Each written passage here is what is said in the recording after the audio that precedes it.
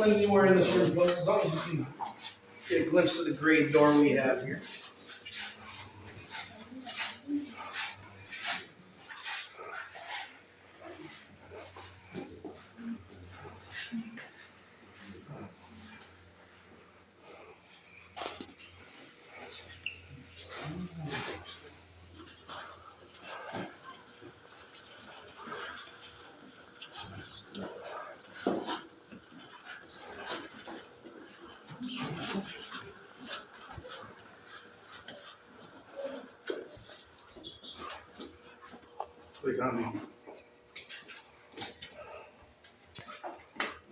Okay, everyone, I do want to welcome you to what is referred to as the fire station. Although this is not its original position on the ship, all of this you see behind you here is original to the Queen Mary.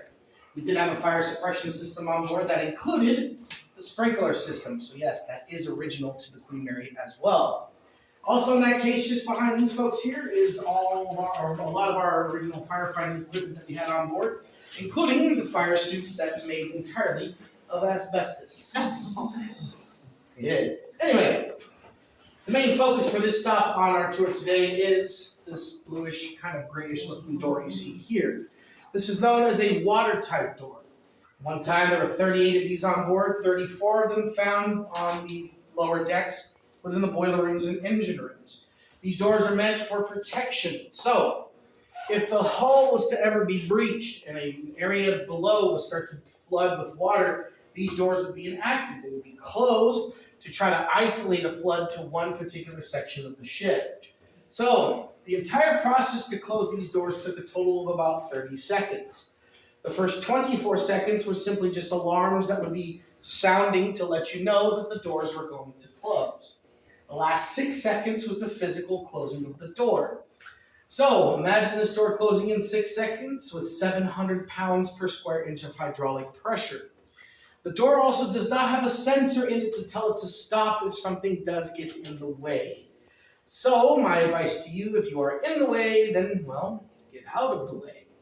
Now, these doors were all controlled from the bridge where you steer the ship. All they had to do was flip a series of switches, and when a door had successfully shut, a panel would light up with the door number. And that will let you know the door was closed. But down in our engine room area, we do find a door just like this, only it is painted white and has a black number 13 in the top right-hand corner. It's known as watertight door 13 or hatch door 13. It's where an unfortunate accident would take place, leading to probably one of the more infamous spirits on board the Queen Mary. On July 10th of 1966, the Queen Mary was just off the coast of northern England when she hits a dense patch of fog at around 3:30, 4 o'clock in the morning. As a necessary precaution, the doors were ordered to be shut. They flip the switches on the doors, everything starts to light up. They notice that the light is malfunctioning a bit. It keeps popping on and off on door 13. They figure maybe it's just a glitch in the system, but they decide to send a team to check things out. As they walk down to the watertight door, they find that an 18-year-old fireman's apprentice had been crushed by the door. He was found in an upright position. He had no head trauma, but also no eye reflexes. They found crushing injuries to his chest, shoulders, and arms. They released him from the door as quickly as possible and tried to resuscitate right there. They would give him morphine for the extreme pain that he was in, rush him to the infirmary, but within a few hours of his accident, he would succumb to his injuries and perish on board the ship. The circumstances surrounding his death are still considered a mystery to us to this very day. Popular legend has it that he may have been playing a game of chicken, which they said crew members would be jumping back and forth through the door to see how many times they could make it through before the door would shut. I will say that no seafarer, no matter how young or old, would ever play a game with such a door like this. They knew the dangers behind these doors. There's another popular legend about that it may have been through sabotage. Some say that at the time they were going through a seafarer strike. So because of that, this young man may have crossed the picket line and unfortunately paid for his doing so. That one, still for me, is a little bit of a far-fetch. However, I simply believe it was just an accident. Now, there was a way that you could open these doors if the door had already shut. and it was the emergency handle. You just lifted it up and let the door completely reopen, and then release the handle. But once you did that, the door is going to start to close again. Some say that that may have been the cause. He tried to reopen the door and just didn't let it go far enough over. Some say that he may have dropped some tools behind him, was reaching back to pick them up. Whatever it may be, a young life was lost in that area, but one that seems to be still very much alive in the way that it lets us know it's still around. He's simply known to us as the engineer nowadays. Now, what people have said down in that area, they've either seen, felt, or heard this young man. Some have said they've seen him. They've seen a man in white overalls with hair slicked straight back, simply wandering around the area. Others have seen him on the outer catwalks. Some have said they've heard him, including footsteps and what sounds like whistling down around the area. Some have even said they passed through the doorway and just simply heard a voice call out very softly, "Have you seen my ranch?" Others have said they felt him in ways as they've been standing in the door to take photographs, and as they've stood there, they've felt something materialize behind them and feel the pressure of what seems like two hands press against their back and slowly try to push them out of the way of the door, as if our engineer is still looking out for us. Another very distinct way this individual lets us know he's around is people have left the engine room area and have found what looks like greasy fingerprints on their faces, arms, and legs, and what appears to be motor oil, as if our engineer wants to let us know he's still there. Whenever it is that the time comes that you get to go down to the engine room and visit the area, make sure you stop by watertight door 13 and pay your respects to our former crew member. Anyway, let's head back this way, folks. Follow me. Excuse me. Oh, no, it's okay. I understand. That's crazy.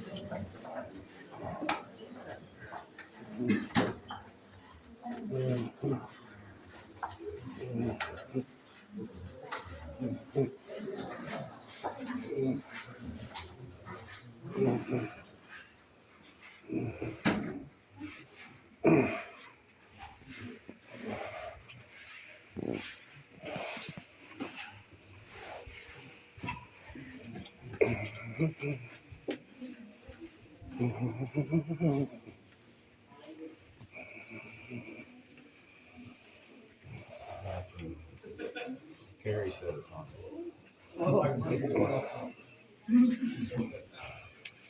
Now, about 375, but still, there's a lot of spaces. Let's kind of split the hallway here, folks. Choose a side, it doesn't matter. I'm not going to make you guys dance battle or anything like that. We can scoot on up, fill in all the way up. Don't worry. Perfect, perfect. There we go. Wonderful. There we are.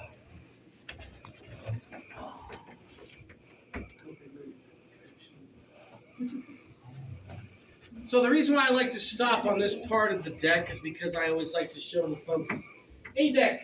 I know those people are kind of standing right in our line of vision, but you can see what I'm talking about. The length of this deck, in one way or another, this deck is just about as long as the entire Titanic.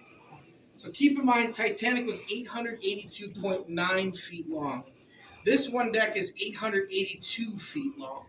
So this deck only falls about 9 inches shorter than that entire ship itself. But one of the things, too, is you're going to see that curve. You probably already felt it in your feet. You definitely felt it when we were in the Mauritania room. The curve is built into the structure of the ship and gets more dramatic the lower we go. That helped the strength and flexibility of the ship. See, if Queen Mary had been built on a straight line, anytime she got to the peak of of a massive wave she would face, and mind you, the average wave height was 65 feet tall, which reaches the promenade deck where you and I started today, she could easily crack in half because of the tension. So the curvature allows her to flex. So that's why you see that curve in the deck itself. But another reason why I like to stop here, especially related to the paranormal of the ship, as you look down, doesn't that kind of look like the Shining hallway? Yeah. Anyway, let's continue on down this way.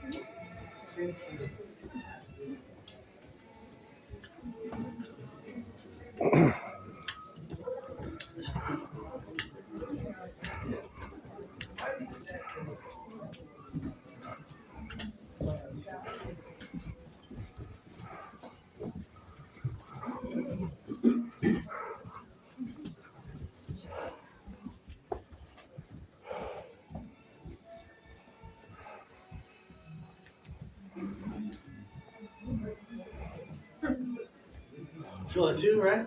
Huh? That breeze. Yeah, it feels great. good. Yeah. Or is it a breeze?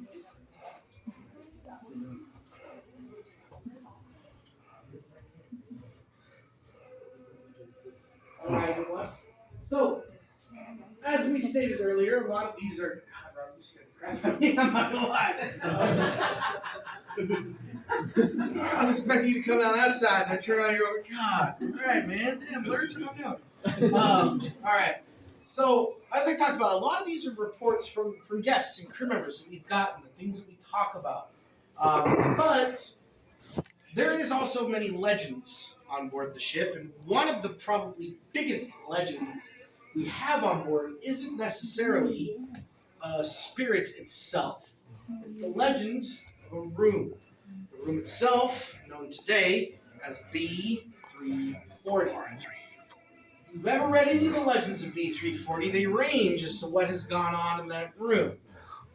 I want to try and dispel some of the legend today and focus more so on what has actually been reported in the room.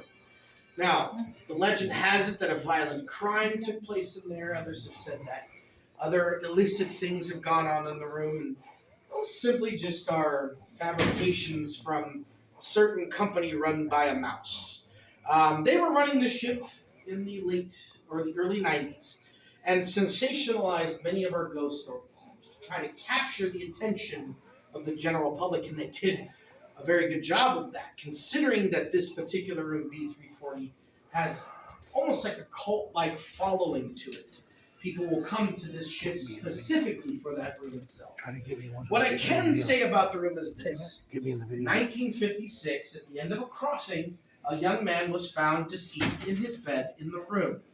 The circumstances around his death are a mystery, but a death did occur in the room and has led to reports of an uneasy feeling within the room. People saying the covers have been removed from their beds as they slept. Others have said their furniture or their luggage has moved itself around the room as they slept as well. We've had others report that the stateroom door has been known to open and close itself, the water has been known to go on and off, and even the lights have done so as well. So there is a good amount of disturbances that have been reported within the room, but whether or not it is the individual, we're not quite sure. However, you folks can experience the room yourself if you decide to book a night on board the Queen Mary. In fact, room B340 is a fully rentable hotel room on board the ship. It was closed for many years, but it went through renovations. It is now part of the hotel registry. It does come at a price, pretty penny though, as far as I remember, before we shut down, it was renting for just under $1,000 a night. But it does come with several different amenities, including photographs of what people have captured on board the ship that they do believe to be paranormal. Stories written about the paranormal experiences. If you go into the bathroom, they used to have the step-by-step instructions to perform Bloody Mary in there. That sort of thing. Other amenities including a set of your very own tarot cards, and of course, a Ouija board. So if you're looking into staying in B340, please do so, but I think the price is probably the scariest thing. Anyways, one more deck down, folks. I'll be right this way. I think it's almost over. Huh? Yeah. Did you give me the video? Do you want to be in it? Yeah. Yeah. Yeah, that's what it's about. Here, take my phone and do it. Say something. No, just I'm gonna do the say something about the tour so far. It's not part of the tour.